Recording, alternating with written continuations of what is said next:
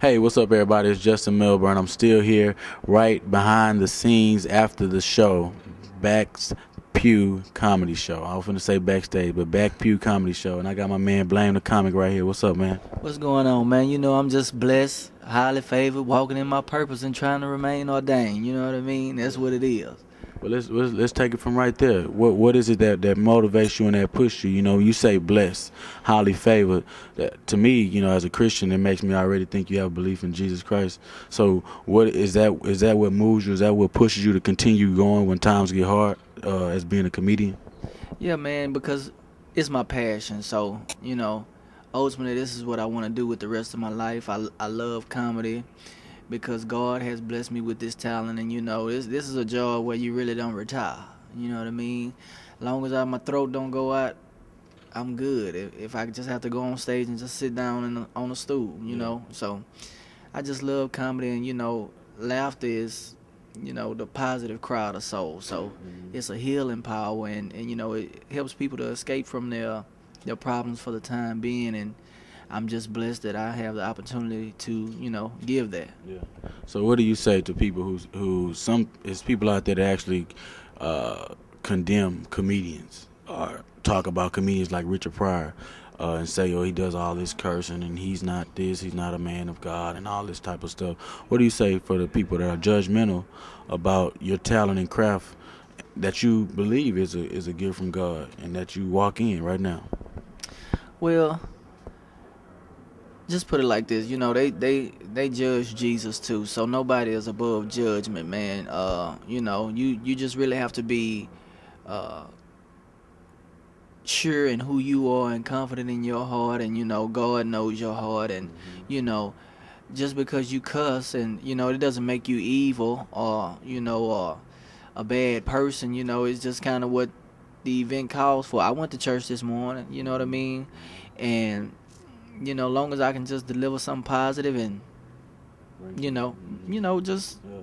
It's more like you bringing light to somebody else and giving somebody enjoyment. Like you say, laughter is good for the soul, and I think that throughout life, so many people going day to day, working hard work, going home like robots.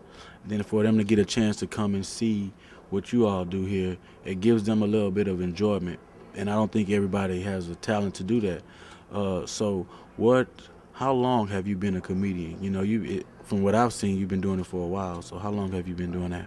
I've been doing comedy for since late 2002 right into 2003 before I turned 23 years old. So you could say about 8 years, you know what I mean?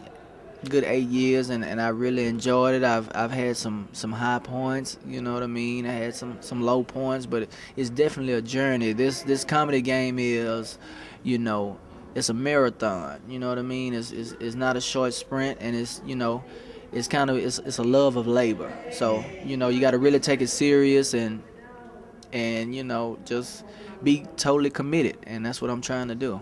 Yeah. So basically, you're saying no matter what happens, what comes your way through the high and the low, you stay passionate about it. So explain a smidget of the low points, and then we're gonna go into the high points. Okay. Well, some of the low points of comedy would be, you may not have a work for a given period of time, or there's politics and everything. Then had a competition that I was a part of, and due to the politics of it, I didn't advance and things like that, and you have to take the good with the bad. So it's just kind of like sometimes you're the odd man out, and you have to, if you're not networking, you're not working. So it's kind of a constant fight to keep all those components, together and working so that you can be fruitful and move on, one gig at a time. Yeah. Now the high points. What are some of the good points? 'Cause I know it's a lot of those. What would you say some of the high points are? Well, the high points would be anytime, you got a gig and you got people laughing and you're doing your thing, and the pay definitely outweighs the time, you know what I mean? Uh, you meet new comedians, people you've seen on television. You make new relationships. It gives you definitely a reason to travel and go outside the country. You gain fans, you know what I mean, and you never know what's coming around the corner. And so, in a sense, comedy is kind of spontaneous, and I enjoy that. It gives me kind of adrenaline rush. You know what I mean? So this is more of a love, a passion, something that drives you. Is this all you do 24/7? Is comedy, or do you do something else to make your money on the side? How do you do that? Well, right now, currently, all I'm doing is comedy. You know what I mean? I'm enjoying it. I'm loving it, man. I sleep late. You know what I mean? Which I really need to get out of that habit because if if once you sleep late, the day is halfway over and other people are getting all the work. But you know, it can be touch and go sometimes, and I'm working on my real estate license right now. I'm about to get ready to take that test. So you know what I mean. Kind of want to have more than one job so I can eat and still be my own boss at the same time. So I can put some people in some homes and do some traveling and continue to do what I love to do. Most definitely, most definitely. So now, bringing it back to the Back Pew Comedy Show, dealing with education. You guys are tapping into education now, going into the schools. What are some of the things you're going to tell these students? Because they hear you on stage, they're going to laugh at your jokes. Now, when it comes to talking to these students, how are you going to, relate that to the kids in the schools? Well, I would definitely tell them first, the mind is, very positive. You got to stay positive in your mind. So a man thinketh, so he is. You know what I mean? You know, you have to stay on the straight and narrow. If you got to stick with something, you can't give up. You know what I mean?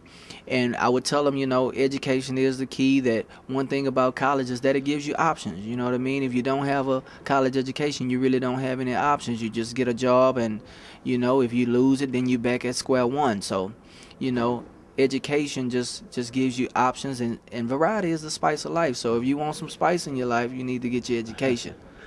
Last question here. Now, education is definitely the key to success.